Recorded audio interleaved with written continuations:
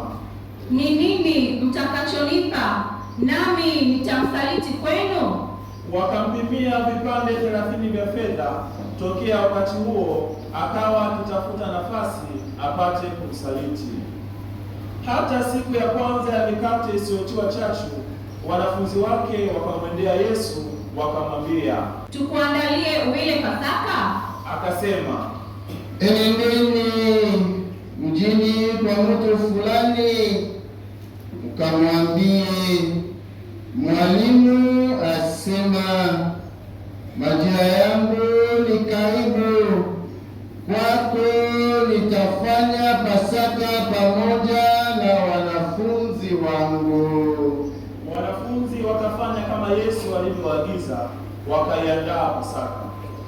Basi kulipokuwa jioni, aliketi chakulani pamoja na wale tenashara.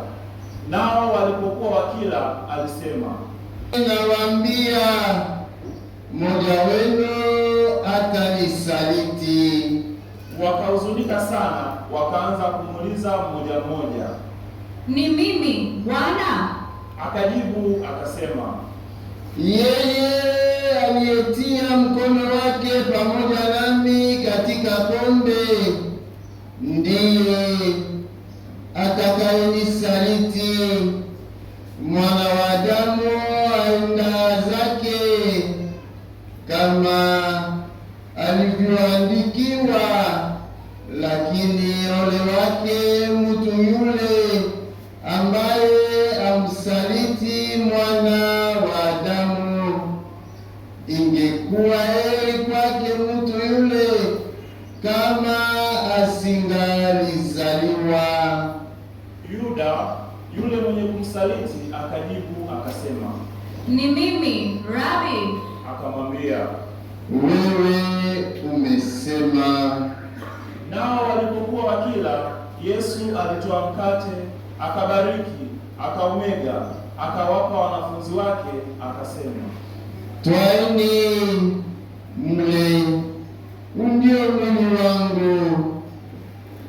Akakitwaa kikombe, akashukuru, akawapa, akisema, nyweni nyote katika hiki, kwa maana hii ndiyo damu yangu ya agano, imwagikao kwa ajili ya wengi kwa ondoleo la dhambi.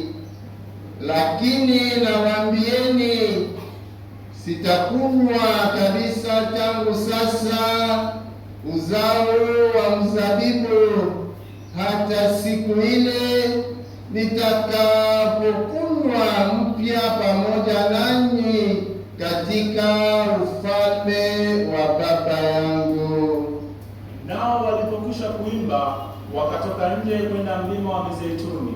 Ndipo Yesu akawaambia, ninyi nyote mutachukizwa kwa ajili yangu siku hiyo, kwa kuwa imeandikwa, nitampiga mchungaji na kondoo wa kundi watatawanyika.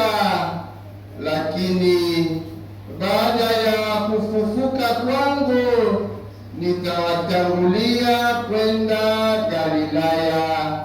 Petro akajibu akamwambia, wajapochukizwa wote kwa ajili yako, mimi sitachukizwa kamwe. Yesu akamwambia, amin, nakuambia wewe, usiku huu kabla ya kuwika jogoo utanikana mara 3. Petro akamwambia, ijaponipasa kufa nawe, sitakukana kamwe.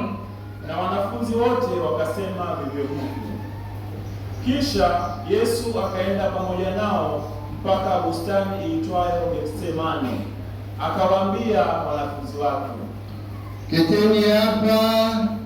ketini hapa hata niende kule nikaombe. Akamchukua Petro na wale wana wawili wa Zebedayo, akaanza kuhuzunika na kusononeka. Ndipo akawaambia,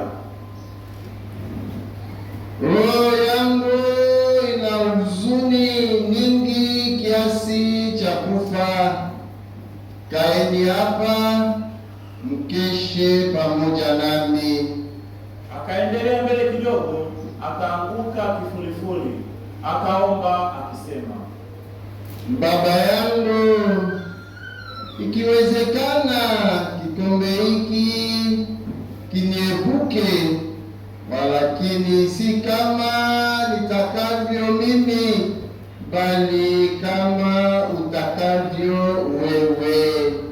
Akawajia wale wanafunzi, akawakuta wamelala, akamwambia, weza kukesha pamoja nami hata saa moja? Kesheni muombe, msije mkaingia majaribuni. Roho ni razi, lakini mwili ni dhaifu. Akaenda tena mara ya pili, akaomba akisema, Baba yangu, ikiwa haiwezekani kikombe hiki kiniepuke, nisipokunywa, mapenzi yako yatimizwe. Akaja tena akawakuta wamelala, maana macho yao yamekuwa mazito. Akawaacha tena, akaenda akaomba mara tatu, akisema maneno yale yale. Kisha akawajia wanafunzi wake, akawaambia, laleni sasa, mpumzike. Tazama, saa imekaribia, na Mwana wa Adamu anatiwa katika mikono ya wenye dhambi. Ondokeni, twende zetuni. Tazama, yule anayenisaliti amekaribia. Basi alipokuwa katika kusema, tazama, Yuda mmoja wa wale tenashara akaja, na pamoja naye kundi kubwa, wenye panga na marungu, wametoka kwa wakuu wa makuhani na wazee wa watu. Na yule mwenye kumsaliti alikuwa amewapa ishara akisema, Nusu, huyo ndiye, mkamateni. Mara akamwendea Yesu akasema, Salamu Rabi. akambusu. Yesu akamwambia, Rafiki, fanya ulilolijia. Wakaenda wakanyosha mikono yao wakamkamata Yesu. Na tazama, mmoja wao waliokuwa pamoja na Yesu akanyosha mkono wake, akaufuta upanga wake, akampiga mtumwa wa kuhani mkuu, akamkata sikio. Ndipo Yesu akamwambia, rudisha upanga wako mahali pake, maana wote waushikao upanga wataangamia kwa upanga. Ama wadhani ya kuwa mimi siwezi kumsihi Baba yangu, naye ataniletea sasa hivi zaidi ya majeshi 12 ya malaika? Yatatimizwaje basi maandiko ya kwamba hivyo ndivyo vilivyowapasa kujiri? Saa ile Yesu akawaambia makutano, Je, mmetoka kama kumkamata mnyang'anyi wenye panga na marungu ili kunishika?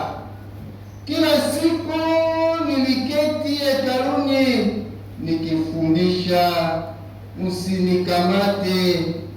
Lakini haya yote yamekuwa ili maandiko ya manabii yatimizwe. Ndipo wanafunzi wote wakamwacha wakakimbia. Nao waliomkamata Yesu wakampeleka kwa Kayafa kuhani mkuu, waliokuwa wamekutanika waandishi na wazee. Na Petro akamfuata kwa mbali mpaka behewa ya kuhani mkuu, akaingia ndani, akaketi pamoja na watumishi auone mwisho. Basi wakuu wa makuhani na baraza yote wakatafuta ushuhuda wa uongo juu ya Yesu, wapate kumuua, wasiuone, ingawa walitokea mashahidi wa uongo wengi. Hata baadaye wawili wakatokea wakasema, huyu alisema, naweza kulivunja hekalu la Mungu na kulijenga kwa siku 3. Kisha kuhani mkuu akasimama akamwambia, hujibu neno? Hawa wanakushuhudia nini? Lakini Yesu akanyamaza. Kuhani mkuu akamwambia, na kuapisha kwa Mungu aliye hai, utuambie kama wewe ndiwe Kristo mwana wa Mungu. Yesu akamwambia, wewe umesema. Lakini nawaambieni, tangu sasa mtamwona Mwana wa Adamu ameketi mkono wa kuume wa nguvu, akija juu ya mawingu ya mbinguni. Ndipo kuhani mkuu akararua mavazi yake akisema, amekufuru! Tuna haja gani tena mashahidi? Tazameni, sasa mmefikia hiyo kufuru yake. Mwaonaje ninyi? Wakajibu wakasema, imempasa kuuawa. Ndipo wakamtemea mate ya uso, wakampiga makonde, wengine wakampiga makofi wakisema, ewe Kristo, tufumbulie, ni nani aliyekupiga? Na Petro alikuwa ameketi behewani. Kijakazi mmoja akamwendea akasema, wewe nawe ulikuwapo pamoja na Yesu wa Galilaya. Akakana mbele ya wote akisema, sijui usemalo. Naye alipotoka nje hata ukumbini, mwanamke mwingine alimwona, akawaambia watu waliokuwapo huko, huyu alikuwapo pamoja na Yesu Mnazareti. Akakana tena kwa kiapo, simjui mtu huyu. Punde kidogo wale waliohudhuria wakamwendea wakamwambia Petro, hakika wewe nawe mmoja wao, kwa sababu hata usemi wako wa kutambulisha. Ndipo